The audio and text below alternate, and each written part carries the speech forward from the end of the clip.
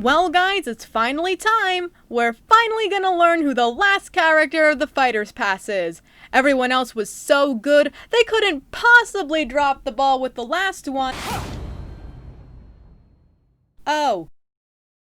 So that's why they didn't reveal anything at the Game Awards.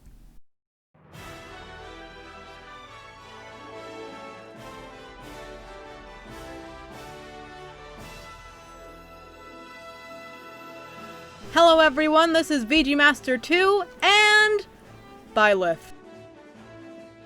Okay, well, I'm getting ahead of myself. Let's head back to the beginning. So, ever since Terry released back in November, we had no idea what to expect from the last character of the Fighter's Pass. Even though we knew there were going to be more characters, we all wanted the first batch to end with a bang, and we all assumed that the last character was going to be an amazing third-party character because why wouldn't we? Even if it wasn't a rule per se, every other character was, so there was a precedent. So we all know that Sakurai said this first pass was supposed to end before the end of February, and the middle of January was coming up, and we still had no idea what we were in for. Then, they announce a mini-direct for the character, even though we didn't even know who it was, for the 16th. Literally a week after Game Freak's most recent bowel movement. So, we get ourselves more excited, we look for context clues about who it'll be, as usual. We hype ourselves up because why wouldn't we with everything we'd gotten before? The day comes, 9 o'clock arrives, Sakurai gives exposition for 2 minutes, saying the character was going to be made obvious quickly, and... Byleth. Fucking Byleth. Take a guess how I feel. Fortunately, smart people came out of the woodworks and said that this was bullshit, which it is for reasons I'll get into in a moment, but of course you have Nintendo and Sakurai's precious little dick-sucking, white-knighting lapdogs who feel the need to defend Sakurai even though he's a workaholic, slaving away for Nintendo of his own volition, who has been working for decades. I don't think he knows you're trying to protect his feelings, but I know he doesn't need it. But, you know, gotta project your sensitivity and retardation onto the big guys in an attempt to heal your fragile egos.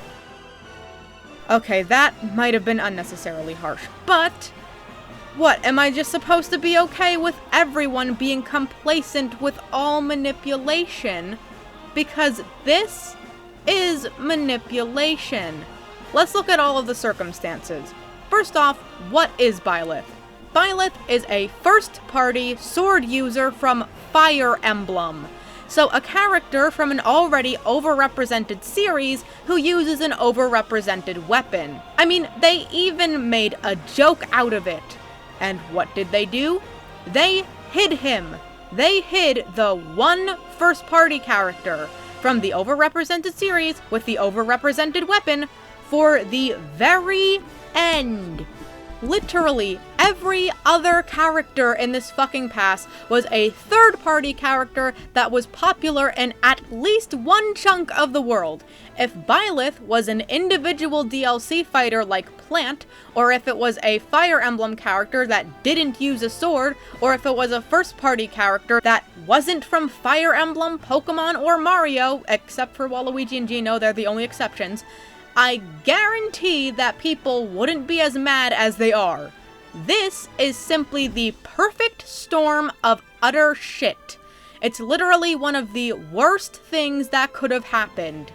I'm just going to assume that Nintendo held Sakurai at gunpoint, like they did with Corrin and Game Freak's done with Greninja and Incineroar. This simply isn't like Sakurai. Sure, maybe everything he does is an illusion, but it's a goddamn good illusion if it is, cause 9 out of 10 times, Sakurai looks like he cares. Oh, so apparently I'm right. Great. God damn it, Nintendo. Alright, so while all of this shit combined more than warrants all this criticism, I will give Sakurai props for trying to make Byleth original, cause he doesn't always use a sword. In order to make Byleth unique, he was given 3 other main weapons, apparently based on each of the house's weapons. I wouldn't know because I haven't played Three Houses. I haven't even finished both versions of Fates yet. Since I do kinda want to play it, I'm not gonna see any walkthroughs of the games like I did when I saw walkthroughs of Joker, Hero, and Banjos. I mean, not that it matters, cause not only did I not see any of Terry's shit before he came out, Byleth was already released before I finished making this video. Byleth's stage is Gareg Mach Monastery, and he comes with 11 songs, just like Joker did. Not that it matters, because somehow Terry came with 50. I have nothing to go in depth into. I'm certainly not gonna talk about all the moves. I might be an information and review channel, but there's no way in hell I'm going to painstakingly go through every fucking movement this guy makes.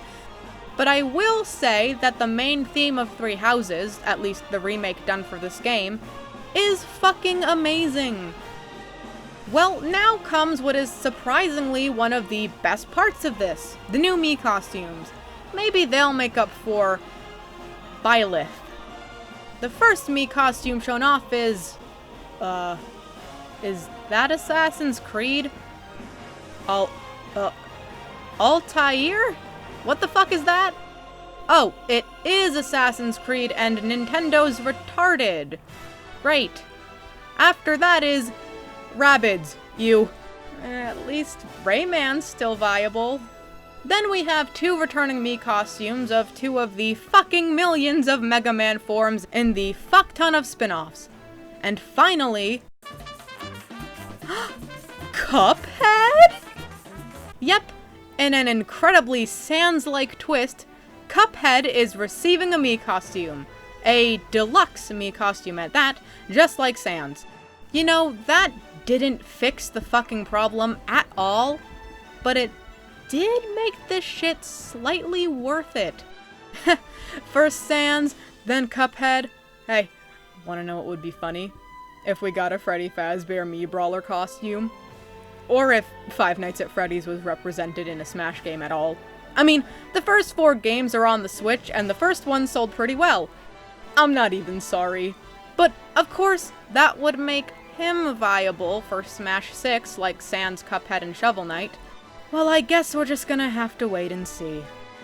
Speaking of waiting and seeing, that last paragraph wasn't even supposed to be a segue, but fuck it, it works! Sakurai then went on to talk about the DLC after Byleth. So instead of doing multiple individual characters, similar to Plant, which I, in all honesty, thought he was gonna do, turns out Fighters Pass 1 was so good, we're getting Fighters Pass 2. And instead of 5 characters, there's going to be 6 characters.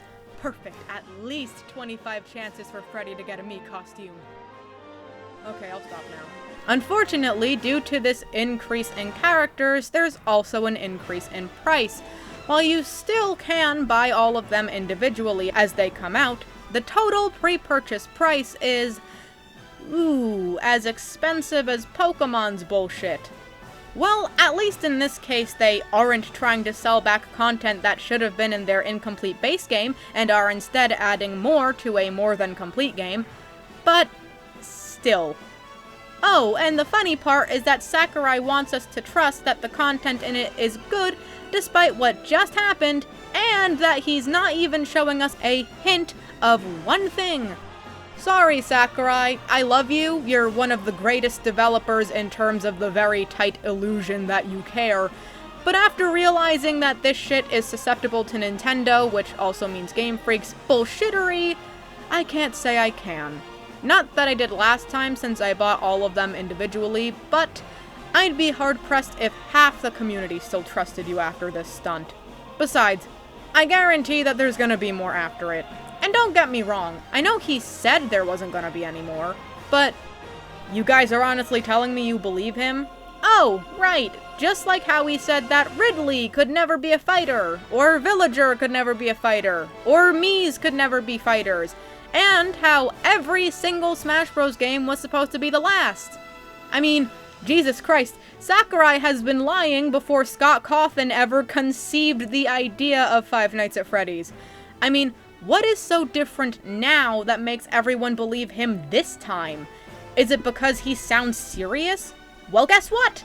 Sakurai sounded serious when he said Brawl was the last game. Scott Cawthon sounded serious when he said Five Nights at Freddy's 4 was the last game. Game Freak sounded serious when they said they weren't patching in any cut Pokemon. And what happened? Those were all lies! Besides, he literally said that neither he nor Nintendo have any plans for the future. I'm pretty sure he said the exact same thing with the first Fighter's Pass, and even if he didn't, I know for a fact he said something similar about DLC for Smash 4. And he has 2 years to change his mind, which, as mentioned before, he does frequently. You can't trust him. Also, Sakurai said something along the lines of wanting to make this thing the biggest fucking game ever, so you come to your own conclusion. But, like I said, something interesting is that these characters are meant to all come out by December 31st, 2021, so a lot longer than he had before. And, since I have nothing better to do, let's speculate. And by that, I mean speculate the announcement and release windows. Well, given the fact that Byleth released on the 28th of January, a day before Plant's 1-year anniversary, we can assume that we won't be getting any announcements anytime soon, especially because we had to wait a couple months short of half a year to find out who the 5th fighter was from the time Terry was first announced. So, due to this, I believe the first character will be announced at E3.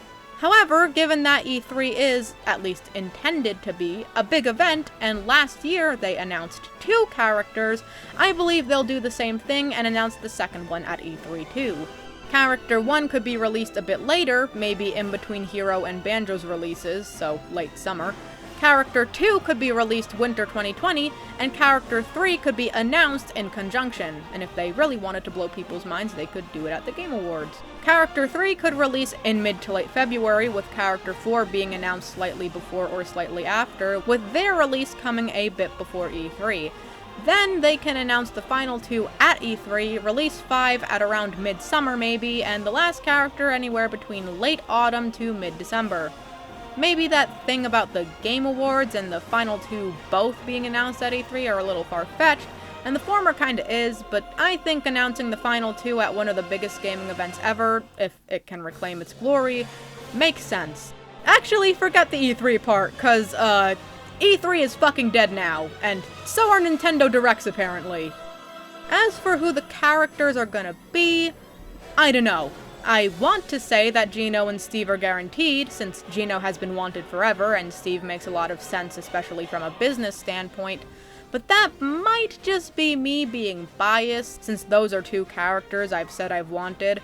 If I could pick, I'd have both of them, but I honestly think at least one of them might make it this time. Unfortunately, another character I can see being guaranteed is a Pokemon. It's been implied that Game Freak holds Sakurai at gunpoint and forces him to put Pokemon in already, and with confirmation that Nintendo does do it with Fire Emblem, and the unfortunate fact that Sword and Shield are selling well, I wouldn't be surprised if they did it again. The most likely candidates are Rillaboom, to round out the fully evolved single starter trio, who are ironically the Pokemon Game Freak held a gun to Sakurai's head for, or Toxtricity, who is kinda being heralded, at least by the community, as this generation's Lucario. If I had to choose, honestly I'd have neither, but if Game Freak held a gun to my head and forced me to choose, Rillaboom. Just to round that trio out. And I will admit, that would be a potentially interesting and unique character. He's a gorilla whose weapon is a drum that he bangs on with vines. Just think of Donkey Kong's pre-Ultimate Final Smash, but with grass and an entire moveset built around it. Like I said, I don't want it, but I suppose it has the possibility of not being shit. So I guess that's 3 characters speculated, but I can't bring myself to go all the way. I mean, I could say normie answers like Doomguy, Crash, and Dante, which I guess could be cool, but I really wouldn't prefer it. So, since I'm a cunt, I might as well mention the other characters I want. Other than Gino and Steve, the other people I've mentioned wanting are Sora from Kingdom Hearts and Jibanyan from Yokai Watch. Kingdom Hearts has managed to actually stay in the spotlight since they've released the DLC for Kingdom Hearts 3, and they've also announced some shit. Plus the fact that Sakurai and Nomura, Kingdom Hearts creator, are good friends. The only thing holding him back, other than Disney, is the fact that technically he has a sword, but they could honestly just make him discount Robin, except having more of an even split between sword and magic. Plus he could be floaty like Mewtwo. Yeah, it would be the 4th Square Enix character if Geno makes it in, but Geno's a Mario character, and, well, it's not really an argument, but it would be cool. And make both creators happy. And me happy. Moving on. Yokai Watch, on the other hand, is kinda dying. Level 5 kinda fucked up and wasted all their potential in less than 5 years and less than 4 games, resulting in them basically having no idea what they want to do. Yeah, they've expressed interest in localizing Yokai Watch 4, but they also expressed interest in localizing the one spin-off game before it, and they never have. Plus, they literally replaced the dub of the anime with the dub of another anime that's going to fail. Plus, as I was making this video, shit came out and it's possible that they're literally never localizing anything again. I guess it's possible that they could pull their head out of their ass and fix it, but at this point, I think the only way to save this franchise is with a reboot. And not that they're actually rebooting it, but given how far removed seasons 4 and 6 are from the rest of the series, I think they know that too. So, I do want Jibanyan, but he comes from a fucked series that really needs to fix itself. Kinda sad that he went from me thinking that he was guaranteed to be added to Smash within the next 10 years to, I have no idea what's going on in his actual series, so what the fuck are they even gonna do for Smash Bros?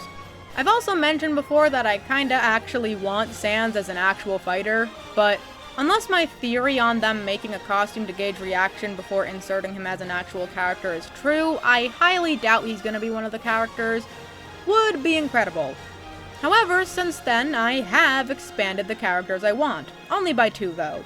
The first one is Waluigi. Yep, I've come to the conclusion that it's about time we complete the set. We have all the major Mario characters except Waluigi, and technically Geno, though he's not really major. Sure, Sakurai said it wouldn't happen, but we've already gone over how trustworthy he is. And the other one, gotta be honest, it's Agumon. Though it would be even better if we got him and Jibanyan. Given what I said about Jibanyan, I doubt that's gonna happen. But Agumon by himself would still be incredible. Maybe he might not count as a video game character, since he's from Tamagotchis, though Game & Watch was really only from a bigger, slightly more complex machine than that, and he's been in. But if he does, he'd finally be our second Namco character. And how incredible would it be if the next Namco rep after Pac-Man was Pikachu's greatest rival? I would lose my mind. And that's pretty much it. Byleth might have essentially been a punch in the face, but everything else revealed was pretty cool. And the future's looking really bright. I might have given my predictions for all of the announcements, but I wouldn't mind being wrong if it meant announcing one of them sooner than expected. Hopefully, all the characters will be worthwhile additions that don't further prove how retardedly corrupt Nintendo and/or Game Freak are. But I guess we'll have to wait and see. Anyway, I'm VGMaster2, and I hope to see you next time.